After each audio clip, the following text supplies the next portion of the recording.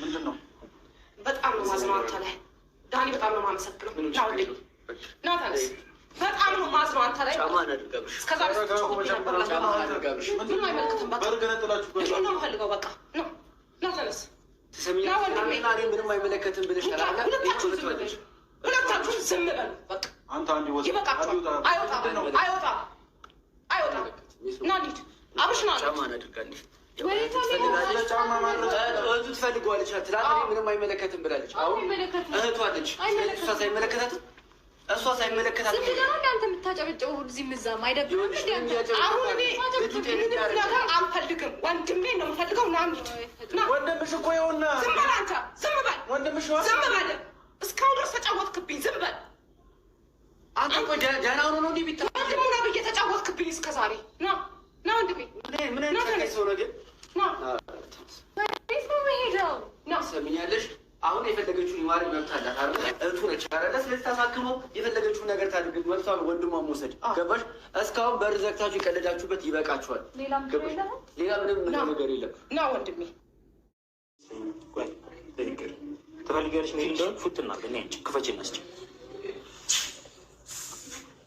ትንሽ ቀና በይና አይዞሽ ትንሽ አይዞሽ።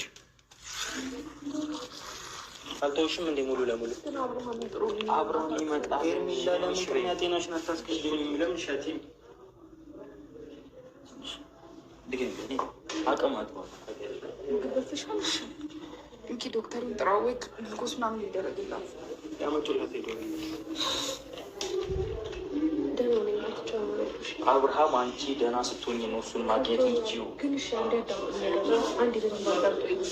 የመጀመሪያ ደረጃ እኔ እሺ ደህና ነኝ፣ ይኸው እግዚአብሔር ይመስገን። ቢያንስ አንዳችሁ ሂዱ። ይኸው ሁሉ ሰው አለ፣ ብሩክ አለ፣ ሚኪያስ አለ፣ ማርቲ፣ አንተም አቤል መጥተናል።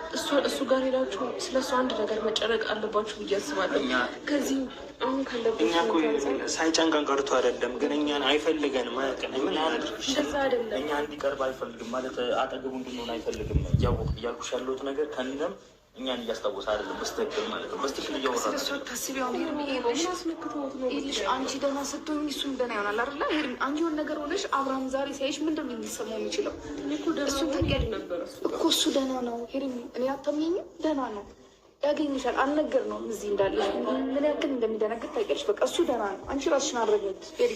ቅድሚያ አንቺ ደህና ስትሆኝ አንቺ ስትኖሪ ነው እሱ የሚኖረው፣ ሁላችንም የምንኖረው አይደለም። ምን ሆነሽ ነው አንቺ እንደዚህ ራስሽ የምትጎጂው? ለሰው አታስቢ። አሰላሙ አለይኩም ወራህመቱላሂ ወበረካቱ። ውድና እየተከበራችሁ የዜድ ጨረቃ ፋሚሊ ቤተሰብ እንዴት ናችሁ? ሰላም ናችሁ? ነው ያለው አልሐምዱሊላህ። እንዲሁም ክርስቲያን ወገኖቼ ሰላም ብያለሁ። ሰላማችሁ በዘት ተረፍ ይበልኝ። እንዴት ናችሁ? እንዴት ከረማችሁ? ደህና ናችሁ? ነው ያለው አልሐምዱሊላህ። ሁላችሁንም ከልብ አመሰግናለሁ ለምትሰጡኝ ሀሳብ አስተያየት። ሁላችሁም ከበር በሉልኝ። ጀምሮ ይሄን ቪዲዮ ላይክ፣ ሼር፣ ሰብስክራይብ እያደረጋችሁ ጀምሩት። እንደተለመደው ዛሬ ሩታና አብርሽን ደግሞ ይዘን እንደተለመደው ከች ብለናል ማለት ነው። እንግዲህ እነሱም ፈታ እያደረጉን ይገኛሉ፣ እኛም ፈታ እያልን እንገኛለን ማለት ነው ሀባይብ። እና እንግዲህ ዛሬ እንደምታዩት ሄርሜላ ሆስፒታል ገብታ እንግዲህ እየየ እያለች ነው። አብርሽን አንጡልኝ፣ ውሰዱኝ፣ ቅበሩኝ እያለች ነው። አብርሽ ደግሞ ሌላ ዓለም ላይ ነው ያለው። ጋይስ ምን ይሻላል? ምንድን ነው ግን? እኔ ሚስጥሩን ንገሩኝ እስኪ። አብርሽ አስነካቸውን ነገር እስኪ ንገሩኝ። ምንድን አስነክቷቸው ነው? ወይኔ ሄርሜላ እዛ ጣረል ሞት ሀሞት ሀፋፍ ላይ ሆነ አብርሽ ነው የምትለው። አብርሽን ጥሩልኝ እስኪ፣ ከኔ በስታችኋል፣ ተከፈሉልኝ። እናንተ ሁሉ እኔን አጅባችሁ ምን ትሰራላችሁ? እስኪ አብርሽን ደህንነቱ ነውልኝ። ፍቅር እኮ እንደዚህ ነው። ፍቅር አይጣል ነው የምላችሁ እኮ ለዚህ ነው። ፍቅር አያያዛችሁ ጋይስ፣ ፍቅር አያያዛችሁ። አንዴ ከያዛችሁ በጣም ከባድ ነው። ስለዚህ ማለት ነው ውዶችዬ፣ እና ፍቅር አያያዛችሁ። ፍቅር ከያዘ እየነካካ እየሰረሰረ ውስጣችሁን ይጎዳችኋል። የደም ስሎቻችሁን ራሱ ይዘጋው ይችላል ማለት ነው። እና ውዶችዬ በጣም ዘና የሚያደርገኝ ነገር፣ እኔ እንደናንተ አልናደድም። አንዳንድ የማዳም ቀውሞች በጣም በነገሮቻቸው በድራማዎቻቸው የምትናድዱ አላችሁ። እኔ ትምህርት ሰጪ ከሆነ እወስዳለሁ። አንዳንድ ነገር የምወስደው ትምህርት የሚሰጥ ነገር ካለው ትምህርት ወስድበታለሁ። ትምህርት የማይሰጥ ከሆነ ደግሞ ዘና ብዬበት ወጣላለሁ። አለቀ። ስክሮል አደርጋለሁ። ስለዚህ ዘና በሉ እየገባቸው። እነሱም እንግዲህ አጧጡፎታል እንትኑን ድራማውን። እኛም ደግሞ ያው ስርስር እኛ የማዳም ቆሞች በእነሱ ነው እንግዲህ ደምሴላችን የሚሰራው። እነሱ ካልመጡ ኦንላይ አፍጠን እነሱ ነው የምንጠብቀው ማለት ነው።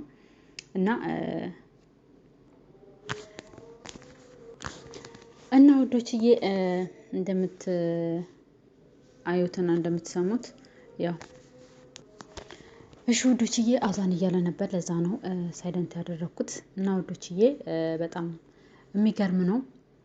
አንዳንድ ጊዜ ግራ የሚያጋባኝ ነገር ልንገራችሁ። የሰው ልጅ ስንባል ትዳር ከፈጣሪ የሚሰጠን ትልቁ ጸጋ ነው። ትዳር ማለት ነው የምንሰተርበት፣ አይባችንን ነውራችንን የምንደብቅበት፣ ውጭ ለውጭም ሆነ እንዳንዝረከረክ፣ ሀራም እንዳንሰራ፣ ከመጥፎ ነገር ሁሉ የሚቆጥበን አንደኛው ትዳር ነው። ተሳትራችሁ እንድትኖሩ ማለት ነው። እኔ ግን አልገባኝም። ልጅ እንደው ዝም ብሎ ይመጣል እንዴ? እኔ ግራ የሚያጋባኝ ነገር ልጅ አረገዝኩኝ ትመረመራላችሁ፣ አትራሳውንድ ይዛችሁ በቃ የልጁን ፎቶ ይሄው በቃ አርግዣለሁ። መቼ ተጋብታችሁ ነው እንዴ? ይሄ የሚታሰር ኒካ የሚባል ነገር የለም እንዴ በእናንተ? እኔ ግራ ገባኝ አንዳንድ ጊዜ ከምር። በእኛም በሙስሊም እስኪ ያስረዱኝ። በሙስሊም ኒካ አለ አይደለ?